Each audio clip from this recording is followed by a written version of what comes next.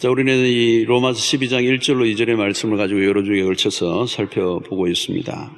우리 1절에서는 이제 구원받은 우리의 삶이, 우리의 몸이 하나님이 기뻐하시는 거룩한 산제물로, 산제사로 드리는 삶을 살라고 그렇게 말씀을 하고 있습니다. 이것이 너희가 드릴 영적 예배다. 영적 예배, 새로운 예배, 우리의 삶의 전 영역을 통하여서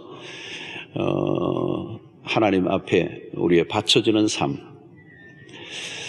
그러기 위해서는 우리가 이 세대를 본받지 말아야 되고, 또 늘 우리의 삶 가운데 계속되어져야 될 일이 뭔가 하면 마음을 새롭게 함으로 계속 마음이 새로워져야 하고, 그 새로워져 가는 그 과정이 변화라고 얘기합니다. 트랜스포메이션이라고, 근본적인 변화를 계속 경험할 때 우리가 어떤 분별력이 생기게 된다는 거죠. 지난 시간에 우리 살펴본 것은 분별력에 관한 것입니다.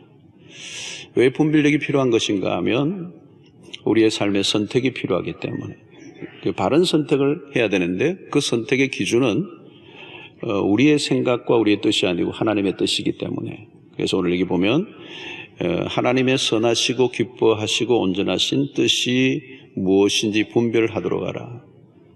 분별이라고 하는 것은 여러 가지 선택의 상황 속에서 하나를 선택해야 되는 것이기 때문에 그렇습니다. 자, 오늘 우리에게 매우 중요한 것은 하나님의 뜻이라고 하는 것입니다. 하나님의 뜻. 이 뜻이 참으로 중요합니다. 하나님의 뜻을 우리는 꼭 알아야 하는가, 또 하나님의 뜻을 알면 어떤 일이 일어나는가 하는 것에 대해서 오늘 우리가 살펴보려고 합니다.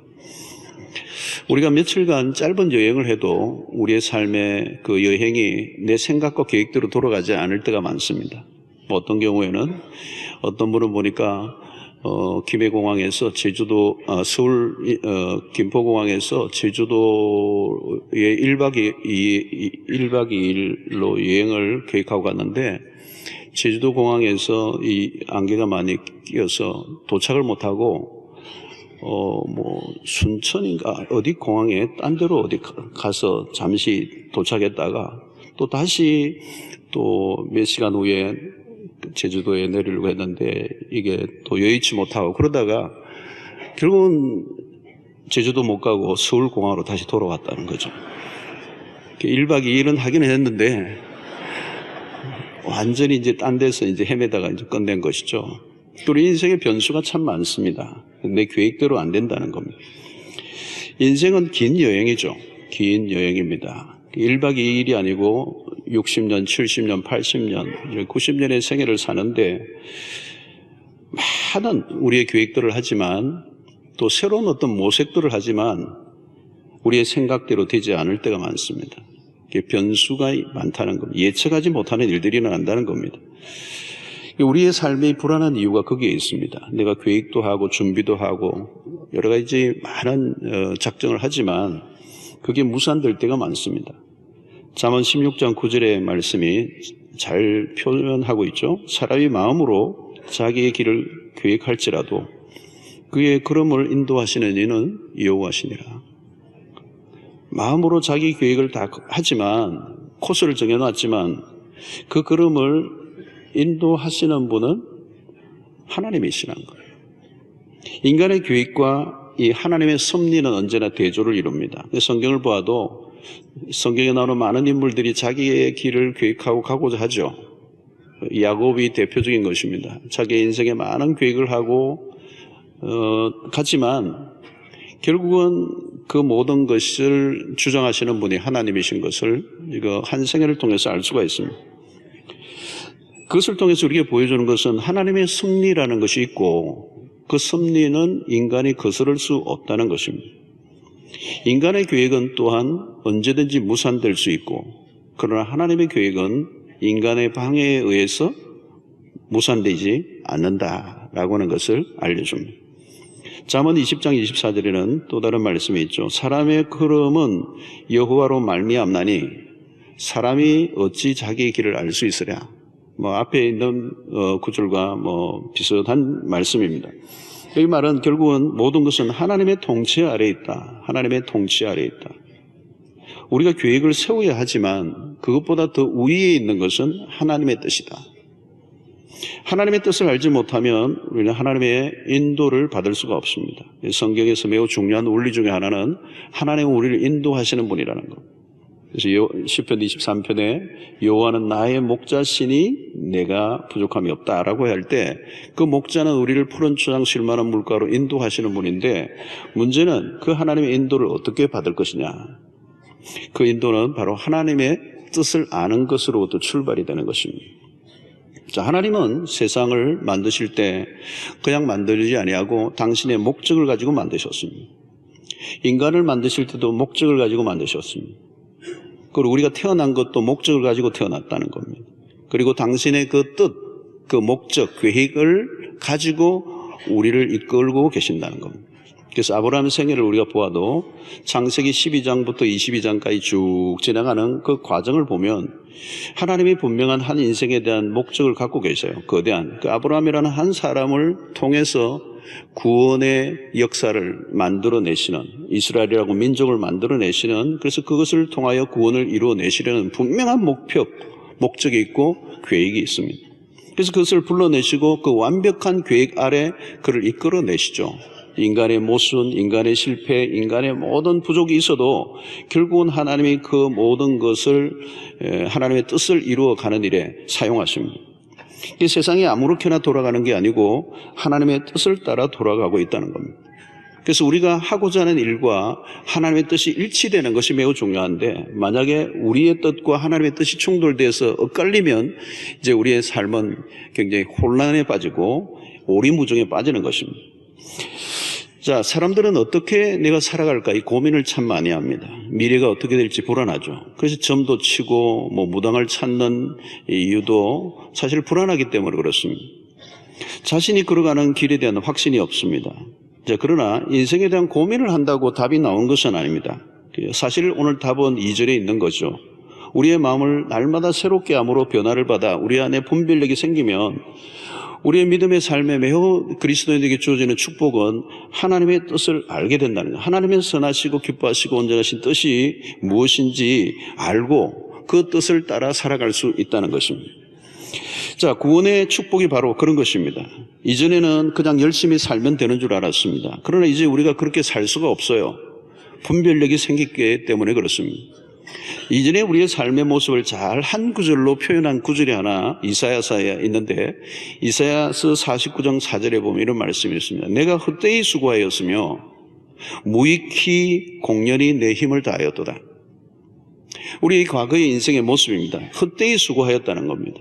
여기 헛되이 수고했다는 말의 의미 속에는 뭐가 있느냐면 우리의 열심만으로 열심히 살았다는 겁니다. 하나님의 뜻과 계획과 상관없이 그 하나님의 계획과 우리를 향하신 뜻이 있는데 그걸 전혀 알지 못하고 생각도 하지 않고 내 생각대로 막 열심히 살아온 거죠. 그런데 그것이 다 무익한 것이고 공연히 힘을 뺀 것이라는 겁니다. 허무한 인생의 모습입니다. 자, 구원을 받았다는 것은 이제 우리가 하나님의 그 섭리 안으로 들어간 것입니다. 하나님의 계획 안에 우리가 들어가 있는 것.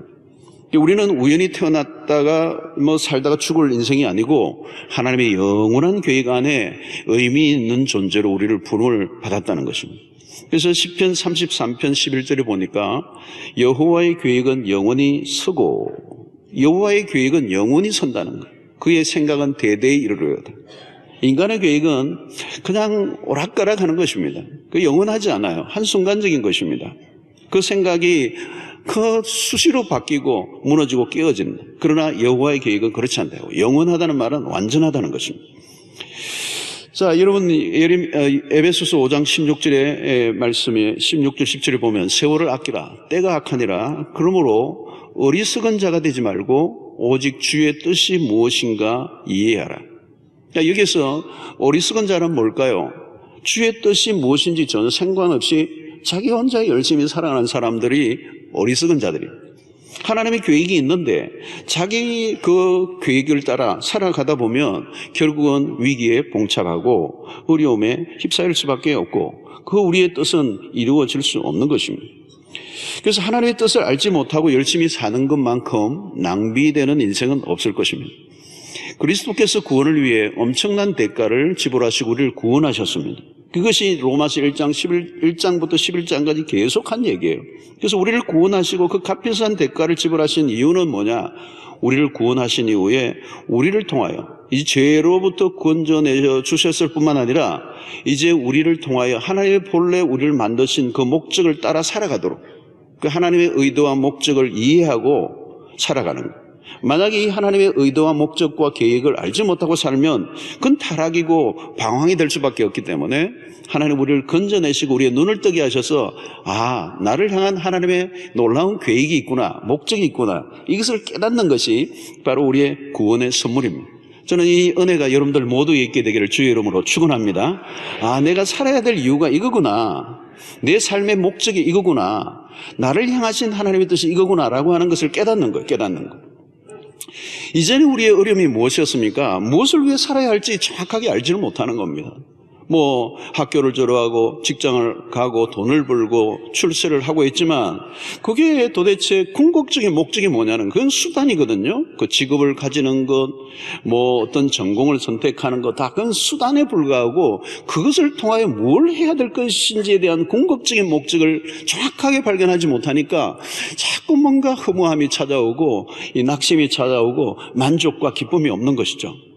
아이들이 청소년기에 방황을 많이 합니다. 이 방황이 왜 방황을 하느냐면 내가 왜 살아야 하는지, 왜 내 공부해야 되는지를 모르기 때문에 방황을 하는 것입니다. 공부를 해야 될 목적, 내가 정말 열심히 그렇게 노력을 해야 될 이유가 뭐냐는 그 목적, 그 의미를 깨닫지 못하니까 방황하는 것입니다.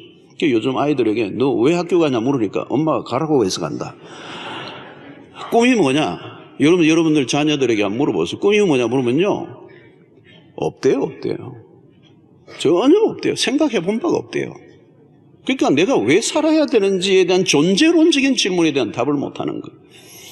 부모가 시켜서가 아니라 자기가 공부를 해야 될 이유와 목적을 발견하면 그때부터는 달라지는 거죠. 존재론적인 변화가 일어나는 것입니다. 누가 공부해라고 해서 하는 게 아니고 자기가 해야 될 이유와 목적과 그 뜻을 발견하니까 그때부터는 그냥 되는 거죠, 여러분. 자, 여러분, 우리가 사랑하는 구절 중에 하나가 로마서 8장 28절의 말씀입니다. 이 모두가 우리가 다 좋아하는 구절입니다. 자, 한번 우리가 알거니와만 말고 다 띄워주세요. 네. 자, 우리 함께 한번 읽어봅시다. 귀한 구절이니까 시작. 우리가 알거니와 하나님을 사랑하는 모든 것이 합력하여 선을 이루니. 한 번 더 합시다. 시작. 우리가 알거니와 하나님을 사랑하는 자, 곧 그의 뜻대로 부르심을 입은 자들에게는 모든 것이 합력하여 선을 이룬다. 자, 여러분 이 구절 보십시오. 우리가 누구인가에, 하나님이 누구인가, 우리가 누구인가, 이게 다 나와 있습니다. 그러니까 우리는 하나님을 사랑하는 자들이에요. 하나님을 사랑하는 자인데 곧 그의 뜻대로 부르심을 입은 자들이라는 거죠. 그러니까 우리가 그냥 부르심을 입은 것이 아니라 그분의 뜻대로, 하나님의 뜻이 먼저 있었던 것이죠. 우리가 그냥 구원을 받은 게 아니라 하나님의 뜻이 먼저 있었던 겁니다. 그 뜻대로 부르심을 우리 받은 우리 모두에게는 모든 것이 합력하여 선을 이룰 것이다. 하나님은 당신의 뜻 가운데 우리를 부르셨습니다. 그 말은 우리의 인생의 주도권을 하나님이 가지고 계신다는 겁니다. 그래서 이것을 가장 잘 뒷받침해주는 창세기 말씀이 뭡니까? 요셉의 얘기예요. 50장 20절의 말씀이. 이것도 유명합니다. 같이 한번 읽어보시죠. 시작. 당신들은 나를 헤아려 하였으나 하나님은 그것을 선으로 바꾸사 오늘과 같이 많은 백성의 생명을 구원하게 하시려 하셨나니. 요셉의 얘기인데, 요셉이 지금 총리가 돼서 하는 형들을 만나서 지금 하는 얘기잖아요. 자신의 인생에 대한 해석을 지금 하는 겁니다. 자기 인생에 대한 해석. 당신들은 나를 헤아려 하고 나를 죽이려 하고 구덩텅이에 빠들고 노예로 팔아버리고 그랬는데 나를 죽이려고 했지만 하나님은 그것을 선으로 바꾸었다는 거예요. 그러니까 사람의 어떤 악행으로 인하여 내 인생이 망가지지 않았던 이유는 그것보다, 사람들의 행위보다 더 높은 하나님의 뜻이 있었기 때문에, 그 뜻이 그 악한 것들까지도 선으로 바꾸셔서 오늘날 많은 사람 백성들의 구원을 이루게 하시려고 하나님이 그렇게 하셨다는 거예요. 자, 여기서 우리가 말하는 것은 뭡니까? 하나님의 선하신 목적이 있다는 겁니다. 그 별별 일이 다 일어나도 하나님의 그 선하신 목적이, 요셉에 대한 목적이 있으니까, 하나님의 선한 뜻이 있으니까 죽일 수가 없었다는 거예요. 방해받지 않는다. 하나님의 뜻은 인간의 어떤 행위에 방해를 받지 않는다는 거예요. 우리가 삶을 살아가다 보면 이해하기 어려운 일들이 많이 닥칩니다. 우리 인생의 실패도 찾아오고 또 많은 고통의 날들을 겪을 때가 있고, 그럴 때 우리는 하나님의 뜻이라고 받아들이기 어려운 순간들을 많이 맞습니다. 요셉이 그렇잖아요. 얼마나 많은 그 미움을 당하고 종으로 팔려가고 노예 옥에 갇히는 이런 상황들을 맞을 때는 하나님의 뜻이라고 받아들이기가 상당히 어려워요. 근데 요셉이 본 것은 뭡니까? 섭리하시는 보이지 않는 하나님의 손. 그것을 가르쳐 뭐라고 얘기합니까? 하나님은 그것을 선으로 바꾸자. 형들의 악행보다 더 강력한 어떤 힘의 작용을 요셉은 계속 보고 있었던 것이죠. 성도 여러분, 우리의 운명이 인간들의 손에만 달려있다면 아찔한 얘기입니다. 아찔한 얘기. 원수들이 조작해 내 인생을 망칠 수도 있는 인생이라면, 그것으로 해서 우리 인생이 끝나버릴 수 있다면 정말 절망할 수밖에 없는 인생이에요. 우리 주변에 얼마나 악한 자들이 많고, 얼마나 많은 모사를 꾸미는 자들이 많고, 얼마나 우리를 실패와 고통으로 몰아가게 만드는 일들이 많이 일어납니까? 그러나 여러분, 우리의 삶은 결코 어떤 세상의 상황에, 어떤 사람에 의해서 우리의 인생이 조작될 수 없고, 우리의 삶은 하나님의 섭리 안에 놓여 있을 때, 배후에서 역사하시는 하나님, 우리의 배후에서 역사하시는 하나님, 그분은 우리의 인간의 지식과 능력을 뛰어넘는, 때로는 우리가 위기에 봉착하고 우리 스스로는 한계에 맞고 우리로서는 불가능한 일들이, 풀 수 없는 문제들이 가득하지만 우리가 절망하지 않는 것은 우리 인생을 향한 하나님의 선하신 목적이 있다는 것입니다.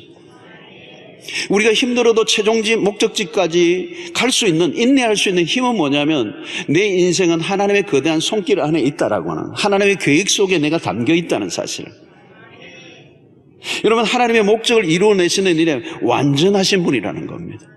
겉으로 보기에는 요셉의 인생에 굴곡이 많았지만, 알 수 없는 일들이 연속적으로 일어났지만 결론은 하나님의 선으로 귀결되었습니다. 여러분, 일상 속에 하나님의 뜻이 잘 보이지 않을 때가 있습니다. 이성적으로 해석이 안 되는 일들이 참 일어날 때 당황을 합니다.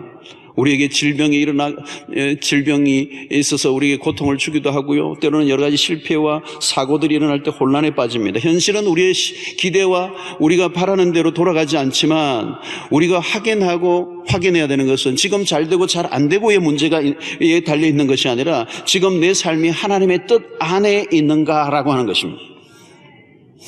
비록 내가 원하는 대로 돌아가지 않아도 하나님의 거대한 섭리와 그 뜻 안에 있다면 하나님은 반드시 당신의 뜻을 이루실 것이라고 믿어야 하는 것입니다. 우리가 지난번에 룻기잖아요. 룻기를, 우리 특별 새벽기도 때 룻기를 보았잖아요. 룻의 얘기를 우리가 보았지만, 우여곡절이 수없이 있었지만, 여러분, 룻기에서 가장 중요한 것은 하나님의 섭리, 당신의 거룩한 뜻을 가지고 그 백성을 이끌어 가시며, 마침내 죽을 것 같고 모든 게 끝날 것 같은데 끝나지 않고 이어가셔서 마침내 보아스를 만나 그의 인생이 완전히 달라지는 역전의 드라마가 쓰여지는 것은, 그 룻의 생애 속에 감춰져 있는 하나님의 선하신 뜻이 있었기 때문에, 결국은 마태복음 1장에 그의 그 예수 그리스도의 그 족보에 들어가 조상이 되는 그 위대한 역사가 일어난 것입니다. 여러분, 우리는 하나님의 뜻은 선하시다는 것을 믿어야 합니다. 우리의 자신감의 근거는 현재의 상황이 아니라 하나님의 뜻이어야 된다는 겁니다.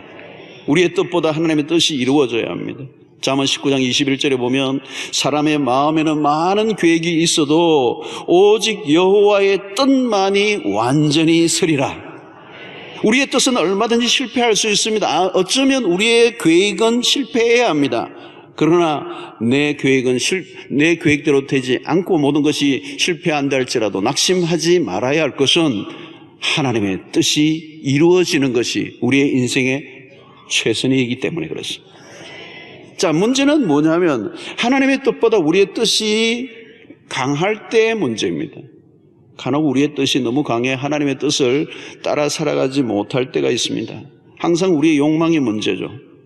우리는 하나님을 위해 산다고 하지만 하나님의 뜻을 거슬러 살아갈 때가 많습니다. 하나님의 뜻을 몰라서 불순종하는 경우보다 내 뜻이 너무 강해서 하나님의 말씀에 불순종하는 경우가 많은 것이 문제입니다. 많은 경우에 우리는 하나님을 위해 살기보다 하나님의 뜻이 이루어지는데 방해를 할 때가 더 많아요.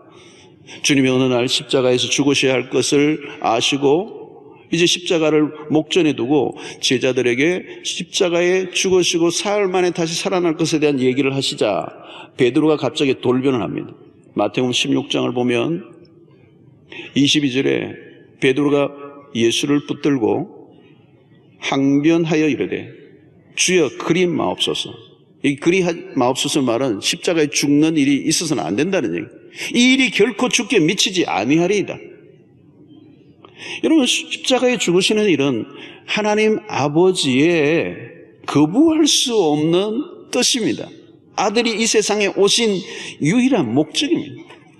주님은 죽으러 오셨습니다. 누누이 강조하셨지만 제자들이 알아듣지를 못해요. 이유는 자신들의 뜻과 의지가 너무 강했기 때문에. 자, 마태복음 16장 23절에 예수님이 그 베드로에게 무슨 얘기를 하십니까? 예수께서 돌이키시며 베드로에게 이르시되 사탄아 내 뒤로 물러가라. 너는 나를 넘어지게 하는 자로다. 내가 하나님의 일을 생각하지 아니하고 도리어 사람의 일을 생각하는도다 하시고. 여러분, 주님이 여기에 매우 강경하시죠. 아주 강경하십니다. 사탄아 내 뒤로 물러가라. 자, 여러분, 이 사탄아 내 뒤로 물러가라 이 말은 누구에게 지금 하고 있습니까? 사실은 이 말만 들어보면 예수님을 반대하는 대적자들을 향해서 하는 말인 것처럼 들려져요. 그런데 주님의 측근 중에 측근인 제자 베드로에게 지금 하신 말씀. 우리에게 경종이 되는 말씀이요. 저는 이 말씀을 묵상하면서 보니까, 이야, 주님의 제자가, 가장 가까이 있는 제자가, 주님을 가장 생각한다고 하는 제자가 예수님의 일을 방해하는 자가 됩니다. 이게 사단의 딴 데 있는 게 아니에요. 지금 조금 앞에 멋진 신앙 고백을 했던 사람이에요. 주는 그리스도시요 살아계신 하나님의 아들입니다라고 하는 기가 막힌 신앙의 고백을 하고 주님 앞에 칭찬을 받았던 예수님의 가장 측근인 제자. 그런데 여러분, 그 신앙의 고백과 삶이 일치를 하지 않는 거예요. 신앙 고백은 너무도 멋진데 실제 자신의 마음 안을 들여다보면 하나님의 뜻과 전혀 상관이 없는 자기의 뜻이 너무도 강한 거예요. 그러니까 사단이 멀리 있는 게 아니에요. 굉장히 가까이 있어요. 나는 하나님의 뜻을 따른다고 생각했는데 알고 보면 하나님의 뜻을 방해하는 일을 할 수 있다는 겁니다. 믿음의 고백은 하지만 하나님이 원하시는 것과 정반대의 길을 걸을 수 있음을 베드로를 통하여 우리에게 알려주고 있습니다. 이어서 주님이 하신 말씀이 무엇인지 귀를 기울여야 돼요. 16장 24절에 보니까 이에 예수께서 제자들에게 이르시되 누구든지 나를 따라오려거든 자기를 부인하고 자기 십자가를 지고 나를 따를 것이니라. 여러분, 주님을 따르려고 하면 자기를 부인해야 합니다. 자기를 부인한다는 말은 뭘까요? 자기의 생각을 부인해야 돼요. 자기의 뜻을, 자기의 의도를, 자기의 계획을 내려놓아야 돼요. 십자가의 길을 따르면 하나님의 뜻을 놓칠 수가 없습니다. 십자가를 이해하지 못하면 주님을 따를 수가 없습니다. 여러분, 이것을 가장 잘 보여준 것이 예수님이 겟세마네 동산에서 위대한 기도입니다. 주님은 여기에서 우리에게 기도의 모델, 기도의 완성을 보여주십니다. 마태복음 26장 39절을 보십시오. 조금 나아가서 얼굴을 땅에 대시고 엎드려 기도하여 이르시되 내 아버지여 만일 할만하시거든 이 잔을 내게서 지나가게 하옵소서. 그러나 나의 원대로 마옵시고 아버지의 원대로 하옵소서 하시고. 자, 여러분, 이게 위대한 기도입니다. 기도의 클라이막스예요. 클라이막스. 우리의 뜻, 주님이 원하시는 게 있었지만 아버지의 원하심 앞에 자신의 원함을 꺾어버리시는 것. 여러분, 우리는 우리에게 유리하도록 성경을 해석하려는 경향이 있습니다. 우리는 나에게 유리하게 적용하면서 하나님의 뜻이라고 속당할 때가 참 많습니다. 이 하나님의 뜻이 얼마나 많이 이용을 당하는지 몰라요. 하나님의 뜻을 자기에게 끌어당겨 맞추려고 합니다. 그러나 기도는 우리의 뜻을 이루는 수단이 아니라 하나님의 뜻을 이루는 수단으로 주님이 우리에게 주셨습니다. 여러분, 결혼을 할 때도 분별력을 잃어버리고 결정을 하는 경우가 많습니다. 순간적인 어떤 본능적인 끌림에 그냥 치우쳐서 결혼할 때가 있어요. 여러분. 사업을 하거나 직장을 선택할 때도 눈앞에 이해득실만 따지다 보면 분별력을 잃어버릴 수가 있습니다. 이런 사랑에 빠진다고 결혼을 하라고 하는 사인은 아니죠. 본능적으로 끌리는 것에만 맡겨서는 안 됩니다. 결혼에 대한 하나님의 궁극적인 뜻이 무엇인지, 그리고 어떤 과정을 통하여 하나님의 신실한 인도를 받아야 되는지, 어떤 결정의 과정이든지 무엇이 하나님의 뜻인가를 확인하는 과정을 반드시 겪어야 됩니다. 어떤 분들은요, 다 자기가 정해놓고 와서 목사님 이거 맞죠? 이러는 분이 계세요. 아닙니다 하면 한 대 시험 들 것 같아요. 자기가 다 정해놨어. 여러분, 어떤 결정 과정이든지 그리스도인들은 충동적으로 결정하면 안 돼요. 운에 맡겨서도 안 돼요. 개인적인 욕심에 이끌려 성급하게 결정하면 뼈 아픈 대가를 지불해야 돼요. 우리는 전적으로 자신의 소원에 하나님의 뜻을 끼워 넣는 경우가 많습니다. 성경을 자의적으로 해석하고 적용할 때가 많이 있습니다. 자신의 뜻을 성취하기에 하나님의 말씀을 임의로 사용하면 안 된다. 우리의 욕망의 문제가 늘 걸림돌이 되죠. 하나님의 말씀에 의해 욕망의 실체를 우리가 들여다보아야 합니다. 하나님의 뜻을 바르게 이해하지 않고 자기 마음대로 결정해놓고 나중에 일이 잘 되지 않으면 하나님을 원망하는 경우가 얼마나 많습니까? 하나님 나중에 그래요. 나 억울하다? 나 너보고 하라고 한 적 없다? 너가 했잖아. 여러분, 성공과 실패는 이미 어쩌면 시작 지점에서부터 결정되어 있는지 모릅니다. 무엇을 시작하는지 충분히 하나님의 뜻을 알고 확인하는 과정을 가진다면 그것은 결코 낭비하는 시간은 아닐 것입니다. 그러므로 우리가 분별의 과정이 필요한 이유는 무엇일까요? 선택하는 일은 복잡하고 우리 안에는 이기적인 욕망이 늘 살아 꿈틀거리고 있기 때문에 그렇습니다. 특별히 현대사회는 얼마나 복잡합니까? 얼마나 많은 것이 그냥 널려져 있습니까? 선택하라고. 당신이 원하는 대로 고르라고 부추기는 세상입니다. 우리의 욕망을 조절할 시간이 없어요. 턱 앞까지 밀고 들어오는 유혹들이 우리 앞에 그냥 어른거립니다. 그런데 그게 순간적으로 충동으로 선택해버리면 그 유혹 앞에 무너지죠. 해야 할 것은 많고 주변의 사람들이 하라는 대로 부추기는 것들이 많고 따라가려고 해도 복잡합니다. 필요한 것도 참으로 많습니다. 우리는 우리의 뜻과 하나님의 뜻 사이에 날마다 충돌이 일어나는 일평생 우리의 싸움이고 영적 전쟁의 주제입니다. 그러므로 여러분, 우리가 영적으로 민감하여 하나님의 뜻을 늘 찾고 그 뜻을 따라 살아가고 하자는 마음의 태도를 놓쳐버리면 우리는 얼마나 많은 어려움과 시행착오를 겪고 때로는 우리의 삶이 오리무중에 빠지는지 혼란에 빠지는지 알 수가 없습니다. 물론 성경이 모든 것을 우리에게 알려주지는 않습니다, 여러분. 어떤 분은 이사를 가야 되는데 어떤 동네로 가야 되는지 성경을 아무리 찾아봐도 남천동으로 가라는, 대연동으로 가는 그런 말은 하지 않죠. 누구와 결혼을 해야 되는지, 김 씨와 해야 되는지, 박 씨와 해야 되는지.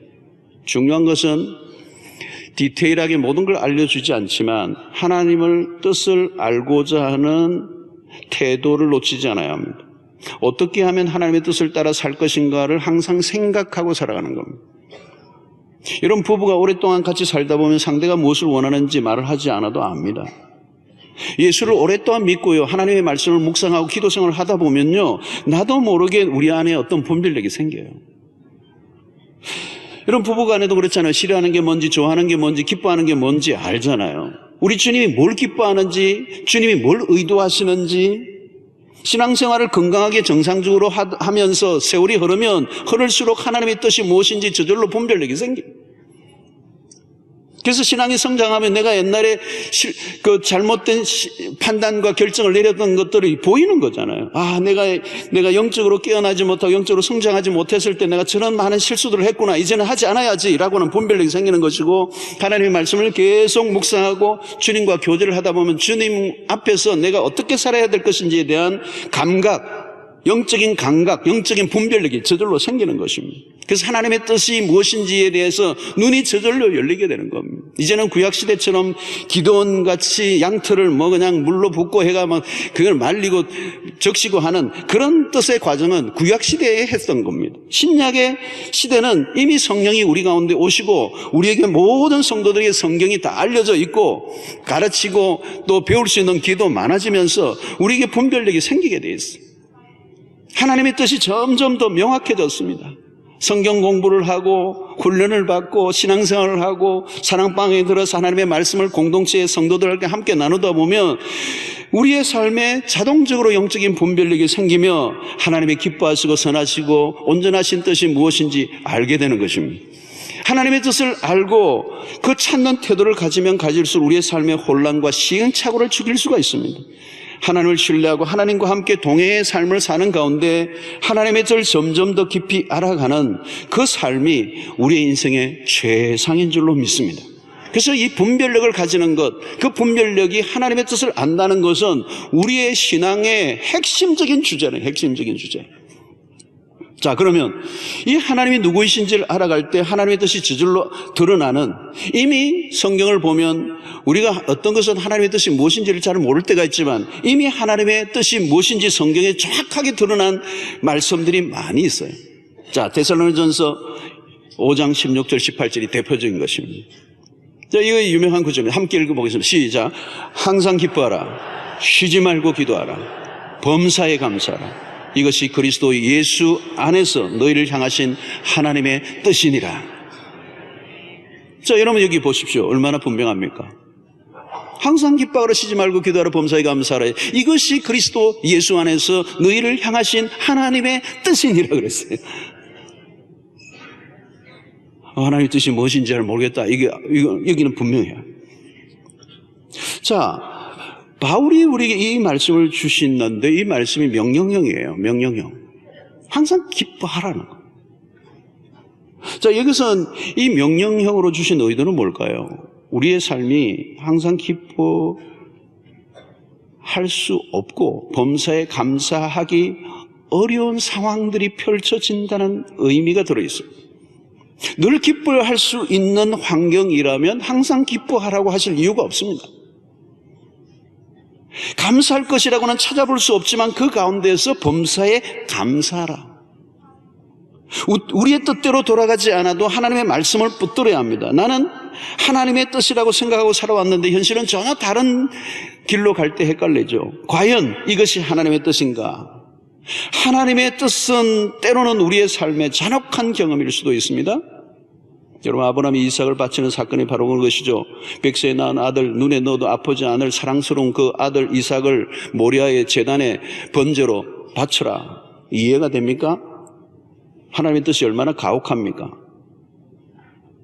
한순간에 가정의 모든 것들을 그냥 몰락시킬 것 같은 위기이죠. 하나님의 뜻은 우리가 생각하는 것처럼 그렇게 최적의 환경이 아닙니다. 그럼에도 우리가 하나님의 뜻을 따르는 것은 하나님의 뜻이 언젠가 이루어진다는 것을 믿기 때문에, 지금은 현실적으로는 받아들이기 힘들지만 궁극적으로 이루실 하나님의 선하신 뜻이 있기 때문에 그 뜻은 선하고 그 뜻은 완성되고 그 뜻이 이루어지는 것이 우리에게 축복이라는 사실만 알고, 결론만 알고 있기 때문에 지금 상황은 우리에게 이해되지 않고 받아들이기 힘들고 헤아리기 어렵지만 그 하나님의 최종적인 완성될 하나님의 선하신 뜻을 믿기 때문에 오늘 힘들어도 항상 기뻐하고 범사에 감사하고 쉬지 말고 기도하라는 것이죠. 그 이루어지는 것은 유보되고 좀 이후에 이루어지는 일이지만 하나님의 뜻은 반드시 완성된다는 걸 믿기 때문에.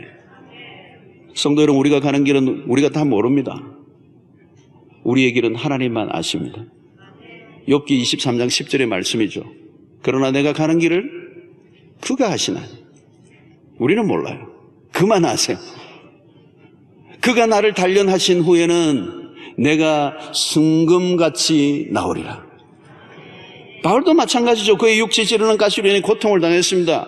기도해도 하나님이 제거해 주지 않으셨습니다. 정말 헷갈리는 일이에요. 하나님의 복음을 위해서 자신의 삶의 전부를 드렸는데 자기의 육체에 찌르는 가시는 제거되지 않고 무엇은 하나님의 뜻인지 알지 못할 때 얼마나 힘들고 어려운 삶을 살았습니까? 그럼에도 불구하고 그는 순종의 길을 걸었습니다. 하나님의 뜻을 따르면 그 길에는 반드시 하나님의 약속과 보장이 있기 때문에 겉으로는 망하게 보여도 승리가 주어질 것이다. 육체에 찌르는 가시가 그의 삶에 한계를 가져오고 어려움을 주었지만 결국은 그것을 통하여 그 육체의 연약함을 다 그를 강하게 하시고 그 약할 때 강함되게 하시는 그 하나님의 은혜를 통하여 바울을 바울되게 하시는 뜻이 그 안에 숨겨져 있고 결국은 자신의 삶에 그것이 실패처럼 보일지 모르지만 그것이 바울의 인생을 가장 영광스럽게 만드는 하나님의 약속이었다는 거예요. 여러분 분명히 하나님의 뜻이라고 생각한다면 우리의 분석과 판단이 필요한 게 아니고 순종이 요구되는 것입니다. 하나님의 뜻이 분명하다면 그 뜻은 분석하는 게 아니라 분석하는 시간을 보낼 것이 아니라 순종하면 하나님이 우리에게 승리를 가져다 주실 줄로 믿습니다. 여러분 오늘 우리의 삶에 얼마나 힘듭니까? 어렵습니까? 기뻐하고 감사할 일이 별로 없을지라도 오늘 바로 우리에게 명령을 하고 있는 거예요. 궁극적으로 우리에게 승리를 주시는 하나님의 약속을 바라보면서 항상 기뻐하라는 거예요. 항상 쉬지 말고 기도하고 범사에 감사하라는 것입니다.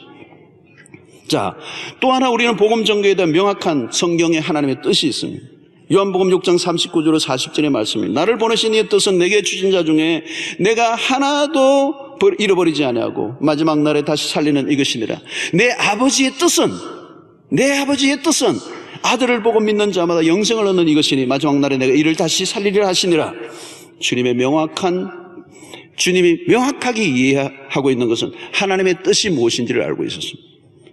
우선순위 중에 우선순위죠. 생명을 구원하는 일을 위하여 한 명도 잃어버리지 않는 것이 하나님의 뜻이고 그 생명을 얻게 하기 위해서 하나님이 나를 보내셨다는 거죠.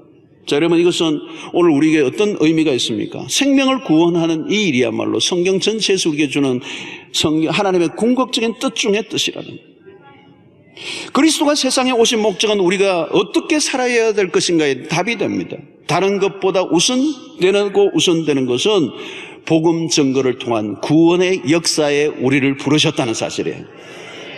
여러분 우리 교회는 선교와 전도에 헌신하는 교회입니다. 여기에 완전히 미친 분들도 계시고요. 이 전도 안 하면 조미 쑤시는 분들이 계시고 선교에 그냥 올인하는 분들도 계십니다. 완전히 거기에 그냥 다 쏟아붓는 분들이 계세요. 이런 성경을 보면 그거는 하나님의 뜻이라는 겁니다. 피할 수 없는 하나님의 뜻. 사도행전 1장 8절의 말씀처럼 오직 성령이 너희에게 임하시면 너희가 권능을 받고 예루살렘과 유대 온 유대와 사마리아 땅끝까지 이르는 내 증인이 되리라 라고 하는 이 말씀은 소수의 사람들에게만 주신 것이 아니고 모든 그리스도인들에게 주신 명령이라는 거예요. 사도 바울도 마찬가지고 믿음의 우리의 많은 선진들이 성경을 들여다보면 피할 수 없는 복음 증거 하나님의 뜻 여기에 순종할 때 하나님이 우리를 통하여 주의 뜻을 하나님의 나라를 이루는 일에 우리를 사용하여 주시는 줄로 믿습니다. 자, 하나님이 거룩하신 분이라면 우리의 분별은 또한 간단해집니다. 우리가 분별을 할 때 하나님의 뜻이 무엇인가? 성경이 분명하게 우리 나타나는 뜻들을 우리가 살펴보고 있는데요. 데살로니가전서 4장 3절을 보십시오. 하나님의 뜻은 이것이니 너희의 거룩함이라 곧 엄난을 버리고. 자, 여기에도 여러분 하나님의 뜻이 분명하죠. 거룩함이라는 거예요. 엄난을 버리라는 거예요. 왜요? 하나님은 의로우신 분이기 때문에. 우리의 모든 선택과 결정의 기준이 뭐냐? 거룩이라는 거예요. 거룩을 훼손하는 거라면 단호하게 거부해야 된다는 거예요. 양심에 거리낌이 있으면 문제가 있습니다. 여러분 도덕적으로 문제가 있는 선택은 하나님의 뜻과 거리가 멀다는 거예요. 이기적이고 탐욕적인 것. 선택 후에 여러분 우리가 어떤 것을 선택하고 난 다음에 영혼의 자유가 와야 돼요. 영혼의 자유. 근데 이 거룩의 문제에 우리가 온전한 기준을 가지고 선택하지 않으면 우리 안에 불편함이 생겨요. 마음의 자유함이 없어요. 평안이 없어요. 여러분 하나님을 위한 목적이 선하다면 과정도 선해야 합니다. 우리 자신의 성결이 중요합니다. 오늘 여기에 거룩한 산제사로 드리라고 했지 않았습니까? 우리가 얼마나 많이 열심히 하느냐가 보다 더 중요한 것은 거룩을 지키는 것. 항상 거룩한 길로 나아가려고 하고 그것이 하나님의 뜻이라고 믿고 우리의 모든 선택의 과정에 하나님의 거룩을 가져온다면 틀림없이 실패하지 않을 줄로 믿습니다. 또한 우리가 하나님의 뜻을 찾을 때 놓치지 말아야 할 또한 하나의 기준이 사랑이에요. 하나님의 핵심적인 성품은 사랑입니다. 당연히 우리에게 사랑을 요구하세요. 마태복음 22장 37절 47절 보십시오. 예수께서 이르시되 내 마음을 다하고 목숨을 다하고 뜻을 다하여 주 너의 하나님을 사랑하라 하셨으니 이것이 크고 첫째 되는 계명이요 둘째도 그와 같으니 내 자신을 내 이웃을 내 자신과 같이 사랑하라 하셨으니 이 두 계명이 온 율법과 선지자의 강령이니라. 이게 무슨 얘기입니까? 성경의 요약을 얘기한다면 하나님 사랑, 이웃 사랑인데 한마디로 사랑이라는 10계명이 뭡니까? 사랑이란 사랑. 그러니까 우리의 모든 선택의 기준, 분별의 기준, 하나님의 뜻은 사랑 안에서 일치를 하는 거예요. 사랑은 우위 개념입니다. 무엇을 하다 보면 우리가 의욕이 넘치고 잘하고 싶은 마음에 막 달려가다 보면 본의 아니게 충돌이 일어나고 생각의 차이가 일어나면서 일하는 방식이 다르다 보면 그냥 이 갈등이 일어나고요. 싸움이 막 일어나는 일들이 일어납니다. 이때는 우리의 분별력이 뭡니까? 일을 해내고 목표에 도달하는 것도 중요하지만 갈등이 깊어지고 분쟁으로 이어진다면 문제가 있어요. 그렇다면 우리는 우위의 개념을 가져와야 돼요. 싸우면서까지 할 일은 하나도 없어요. 누가 좀 양보하거나 기다려줘야 합니다. 누가 져줘야 합니까? 성숙한 사람이에요. 성숙한 사람은 누구입니까? 하나님의 뜻을 아는 사람이고 그 하나님의 뜻의 한가운데는 뭐가 있습니까? 하나님의 사랑, 서로 사랑하라는 거. 너희가 서로 사랑하면 내 제자가 되리라. 여러분, 사랑보다 더 중요한 것은 없습니다. 우리의 모든 결정할 때마다 명확한 기준의 그 분별의 기준은 사랑이 있는가, 사랑이 있는가. 사랑의 길로 가면 후회가 없는 줄로 믿습니다. 여러분, 우리가 하나님의 말씀을 통하여 하나님의 성품을 배워가다 보면 이렇게 자연스럽게 하나님의 뜻들이 드러나요. 하나님은 사랑이신 분이다. 하나님은 거룩하신 분이시다.